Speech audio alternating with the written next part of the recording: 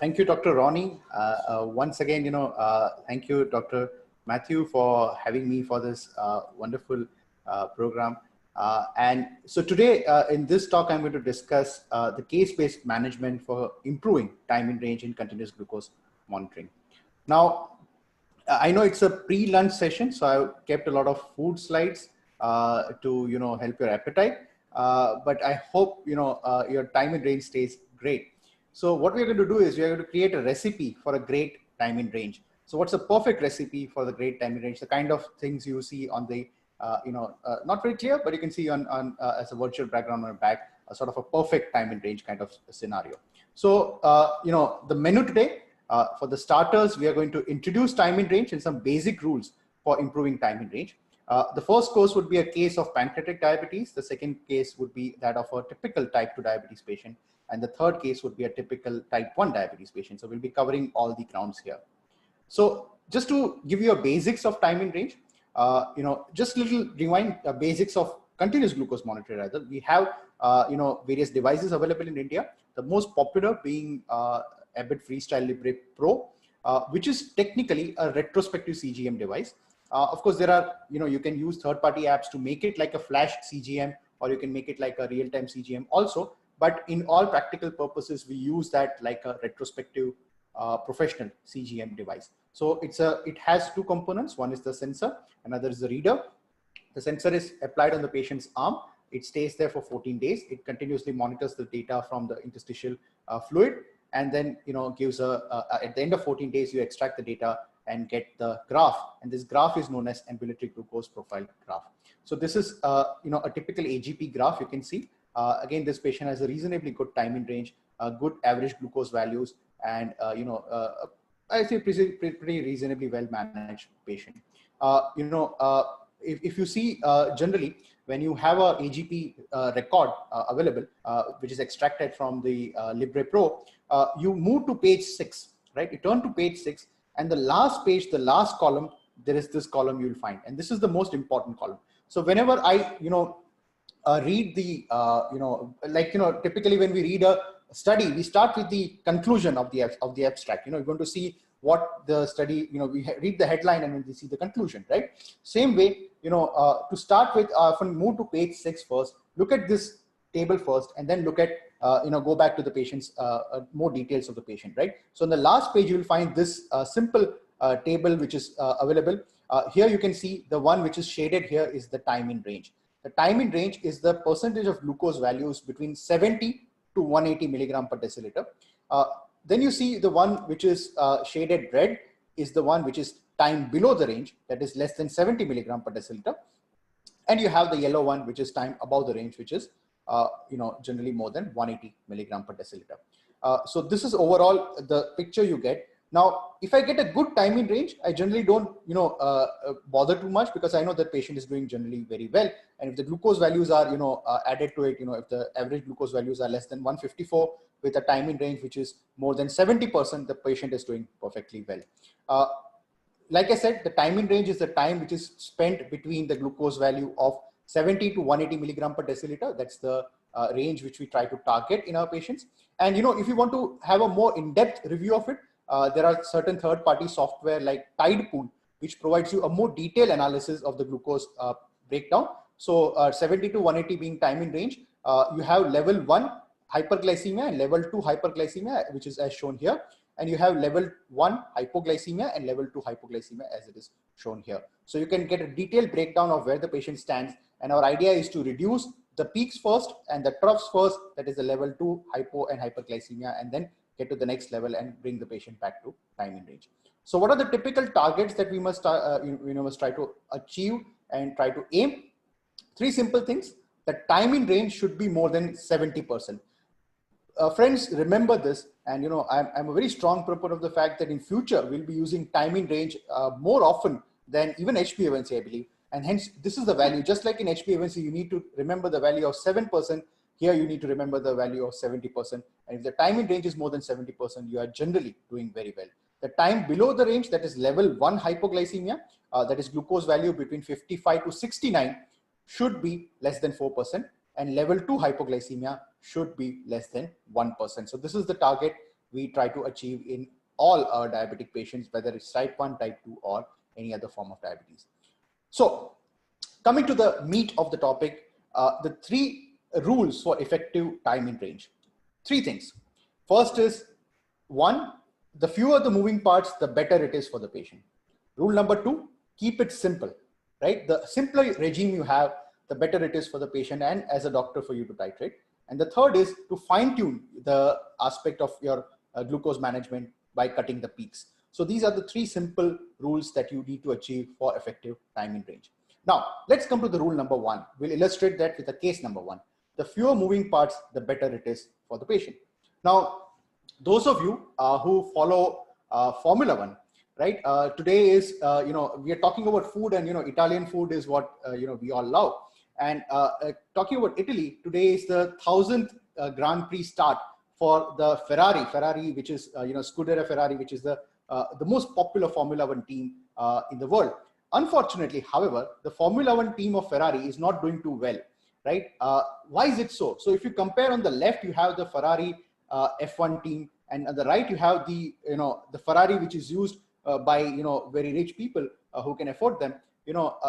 What's the difference in these? The difference is that the Ferrari on the left, the Formula 1 breaks down very often, whereas the other one is actually known for its reliability. So the reason for this is that, a Formula 1 car is made up of many parts. It is a sum of different parts. And the more parts you have, the more likelihood you are to have something go wrong. Sometimes the tire goes wrong, sometimes the chassis goes wrong, sometimes you have the engine going wrong. So you have problems which happening. So the same thing happens in diabetes management. The more complicated regime you have, the more likely the patient is to, or more likely is the outcome of a poor time in range. The patient is on too many insulin, too complicated regimen, too many oral drugs, the compliance will come down, the patient's, the chances of error will come up, and all these problems will affect the time in range overall. So looking at the first case, and this is a 40-year-old patient, male patient with, pancreatitis. He has history of chronic pancreatitis since the last 10 years. About 5 to 6 years back, he was diagnosed to have endocrine insufficiency. Also, that is diabetes mellitus along with that. So he is taking, and now this is, look at his regime. He's taking pre-mixed insulin 3 times a day, 30, 30, 30, right? So he's taking 30 units 3 times a day before meals.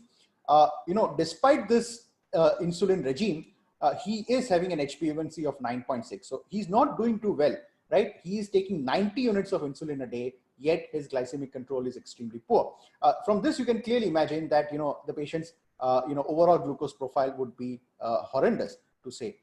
So we did a mixed meal stimulation test. So in such a patient, what we wanted to see was that, did the patient have any endogenous, insulin production? We used a protocol which is given by CMC Vellore. You can, look at the original paper which is there.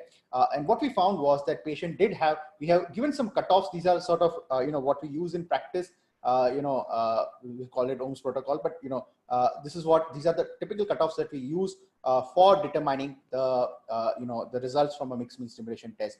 So you can see here, the patient had a good, reasonably good endogenous insulin production. So what we thought, the patient is having high HbA1c, but good endogenous insulin production. Why not give this patient, a sort of a change in regime? So we put him on single dose of basal insulin, acarbose and metformin, a very simple regime for the patient to follow, not very complicated at all. We started with 34 units of basal insulin. Eventually, the final dose after a little bit of breakdown of glucotoxicity came to about 30 units. And after that, we put the CGM, right? And you can see here the continuous glucose monitoring of this patient. You can see the average, the time, the daily average is 123. Like I said, the target is less than 154. You can see overall, this is the 70 to 180 range, and you can see most of the glucose readings are within this target range. So you can see the patient is doing reasonably well, except for there are a few, little bit peaks in the late evening. So this is the one. We again got the individual data. This is from 7 Sugar app. His average glucose is 123. His estimated HbA1c, this is known as glucose management index, GMI. Again, friends, please remember this term. These terms will be used very frequently in future because, like I said, this is the future of diabetes management. So it is 5.9. His, overall time in range, which you can see here, is 85%. So more than 70% is doing very well. His time below range is 6.5. We try to likely to improve this a little bit, and time above range is about 7% here. His coefficient of variation. Now, coefficient of variation is the standard measure for glycemic variability, and this has to be less than 33% or 1/3. So that is, it is around 30%, which is reasonably good, and the patient's standard deviation is also reasonably good. So overall, this patient is doing well from a state where the patient was on 90 units of insulin. The patient is currently on just 30 units of insulin. His insulin dose is cut by 1/3, and with that alone, we have improved the time in range. So the first lesson to learn here is that keep a simple regime. Wherever possible, give one shot of insulin, maybe a basal plus insulin. Try to keep your titration simple. Try to keep your overall regime given to the patient simple. So what we did here was we kept the patient on one insulin. We made a simple titration, overall reduced the friction in the system. The friction here being that, patient has to take multiple doses of insulin. The multiple doses would require multiple glucose, multiple SMBGs, multiple dose titrations, and all these things will lead to a lot of fluctuations. So by keeping the, sort of regime simple, we actually achieve excellent time in range for the patient. The second thing, again, coming to the same idea here, is to keep it simple, right? So the second case, we'll try to again keep things very simple. So this is a different type of patient, and typically our workflow for a type 2 diabetes patient is when the patient comes with very high HbA1c, let's say HbA1c of 10 and 11, we typically start the patient on one basal insulin, or what we start him on is a co-formulation insulin with oral antidiabetics. We adjust the dose of the insulin, mainly the insulin, and some oral antidiabetics in some cases, to achieve the target fasting glucose in the range of 90 to 130 or 140 milligram per deciliter. Once we achieve the fasting sugar in the target range, that is when we put the CGM. So we use a AGP at a slightly delayed phase to get a fine tuning of the glucose. So the main purpose of using AGP here or CGM here is to fine tune the glucose management, and then we follow up after with the HbA1c. So this patient, the second case here, is a 30-year-old, not a very old patient, a male patient, newly diagnosed patient with diabetes. Weight is 105, so he's an obese type 2 diabetic patient. He's having hypertension, first degree relatives are diabetic, so on and so forth. There is, these other parameters here. HbA1c is 11 at the time of presentation, and you can see this, his dyslipidemia is also there. He's having mild increased albumin to creatinine ratio. So we put the patient on IDEC Aspart before dinner. We put the patient on SGLT2 inhibitor with DPP4 combination. We put him on acarbose with metformin combination. So this is what the patient was on. Then what we did was we titrated the once daily IDEC Aspart, which is a co-formulation insulin, 70% of degludec with 30% of Aspart. We sort of adjusted this to achieve the target fasting glucose value. So this is what we typically do. We use typically WhatsApp for adjusting the dose of insulin. The patient informs the fasting blood sugar. We titrate the dose, as you can see here. Typically a typical day in a WhatsApp chat with the patient. So once the fasting plasma glucose was, or fasting blood glucose with the SMBG was in the target range, then we call the patient back and put the CGM. And you can see here a very good graph. Of course, there are some episodes of hypoglycemia, no hyperglycemic peaks per se. So what we're going to do is we're going to correct this little bit of episodes of hypoglycemia here. Again, if you see, this is the data taken from type 2 lab. 80% of the patient's readings is in time in range of 70 to 180. It should be more than 70%, which is very good. You can see there is hypoglycemias which we need to correct. And then there is relatively almost no hyperglycemic peak. The average glucose is 96. The sensor use is good. The GMI, that is the estimated HbA1c is 5.6. The standard deviation is good, and the coefficient of variation is also good. So in a patient where you have low glycemic variability and better time in range, in fact, it gives you more confidence to make adjustments. So all I have to do is to prevent further hypoglycemia for this patient, I need to just reduce the dose of his insulin, and just with that, I'm actually improving the patient's the other parameters also in this patient.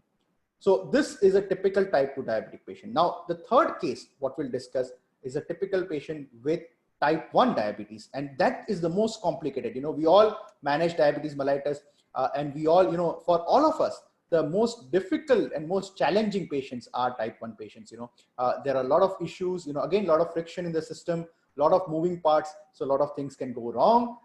It is like a Formula 1 car. the sugars can be high. Sometimes, you win those races and sometimes you lose the races, and sugars can be low sometimes. So, you have a lot of, problems with this. So how do you, this is a challenge, right? So type 1 diabetes is always a challenge. So what are the strategies which you can use in type 1 patients to improve the time in range? So the first thing which you always consider in such patient is to basically cut the peaks. So this high glucose values, you need to bring that down. The high glucose values, we know that some peaks look good, but not all the peaks are really good, so those peaks have to be really cut off. Typically in our Indian, both type 1 and type 2 diabetes patient, if you see a lot of data from CGM and other studies, it's mainly the postprandial glucose which contributes a lot to the increase, glycemic variability in all of these patients. So basically you need to reduce the postprandial glucose values. So postprandial glucose, both in type 1 and type 2, impacts the glycemic variability more than any other factor which is around. So that brings us to case number 3. Case number 3 is a typical type 1 patient, and there are 4 things which we do as strategies for reducing the time in range in patients with type 1 diabetes. One is, of course, giving this patient basal bolus insulin. I'm a very strong proponent. If you see the guidelines also, most guidelines recommend basal bolus or multi-dose insulin in type 1 diabetes patient. We strongly follow that. We encourage carb counting. We teach the patient to do that using certain modern tools. We use AGI in type 1 patient. Now, there are a lot of studies, recent studies also from India as well, which have shown that acarbose in type 1, adult type 1 patient may be effective also. And, SGLT2 inhibitors in selective patients, will come to this point in a minute. So this is a 24-year-old type 1 patient. He is diabetic since 14 years of age. He's taking premixed insulin twice a day. His HbA1c is 10.1. He's having macroalbuminuria. He's not ready to change, right? He feels that he understands type 1 more than me because he's been living with it since the last 10 years. That was his original words. So to convince him, like I said, we generally don't do this in the first go, but to convince this patient, we put the patient on CGM right at the beginning to show him what his problem is. You can see here his estimated HbA1c is very close to his actual HbA1c. His average glucose is 244. He's taking one premix insulin somewhere over here before his morning meal. You can see there's a dip here by lunchtime, and then again there is a rise, and again he's taking one at a dinner, which is generally having a late dinner, and again there is a drop in the glucose value. So you can see clearly the glycemic variability is massive in this patient. So then after seeing this, we convinced the patient that, look, this is the problem and this is what we need to correct. Thankfully, he was convinced. We changed him to basal bolus multi-dose insulin. Just with this change and proper titration, his HbA1c came down to 8.8 from 10.1. So there was a significant change. Now you can see CGM, that's the second CGM after the change to basal bolus. It's much better. His average glucose is 127 here, but still you can see there is a lot of glycemic variability. There are still a lot of peaks here, which the peaks need to be cut. Thankfully, not much of hypoglycemia, right? So we then taught him carb counting. With carb counting, his HbA1c came down to a minute value. He was making too many mistakes with carb counting. So we helped him correct the things also as well. Then we took the next step. And because, his carb counting was not that great, we have a sort of, if you don't have a dietitian, you use a medicine, right? So you use acarbose. The meals in our place is extremely rich in carbohydrates. And, I think acarbose works like a charm in these patients. So again, there are some small studies, like I said, where they've shown that the use of acarbose with insulin in type 1 patients reduces postprandial glucose and in those patients. And it doesn't have too much impact on HbA1c, but definitely reduces the overall, postprandial peaks. So in this patient, after adding acarbose, his HbA1c came down further, which was quite good. In Indian patients, it tends to be a better HbA1c reduction with acarbose alone. So we give typically acarbose before 3 major meals a day, 50 milligram before 3 major meals. We start with 25, increase to 50 if necessary. And then, the patient continued to, however, have albuminuria. He was now starting to gain a little bit of weight as well. So at that point of time, we decided he was well insulinized.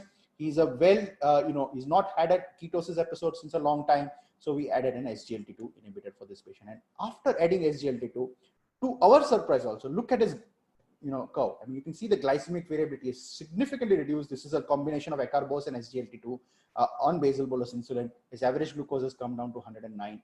The lows and highs are both down. HbA1c came down to 7.1. there was an improvement in albuminuria and the patient lost weight. Now, I don't, remember in type 1 patient, SGLT2 at this point of time is not recommended in our country. However, there are some small studies which are going on. There are certain, theoretical aspects of it. In a well insulinized patient, there is data to suggest that SGLT2 inhibitors can improve the time and range. Again, I'm saying if you have an experience of doing this, we have experience of some patients, who are very selected patients where we are sure that the patient will not land up with ketoacidosis. That is where we use it. But in general, we do not recommend this as a blanket therapy in any type 1 patient, not in children at all, in adults, in very, very selected patient. But you can see from this study, there is data to suggest that at all the points of time during the day, the time in range improves in patients with SGLT2 inhibitor. And also there is some study to show that there is reduction of the microvascular complications also. So just to summarize my talk, the first important message I'd like to give you is that in type 2 diabetes, whenever possible, or in fact, in even pancreatic diabetes, whenever possible, try to use one insulin compared to multiple doses of insulin. Keep things simple. And by keeping things simple, you will achieve a lot in your patient. Keep your titrations very simple. Don't make it very complicated. Keep, the rules should be very well defined and should be very clear to the patient, right? It should be perhaps, if given written rules also. SGLT2 inhibitors and acarbose may help reduce type 1 time in range in both type 1 and also in type 2 diabetes. However, in type 1, I'm again saying if you have an experience of using it, in very selected patients, these have to be used, not as a blanket therapy in all patients. So again, a big rider over there. So I thank you all for patient listening, and you can follow me on Twitter, and if you have any questions, you can really post to me. And this beautiful pictures were actually given by these guys. So I thank you again, and thank you, Dr. Matthew sir, for this opportunity to display my data. Thank you.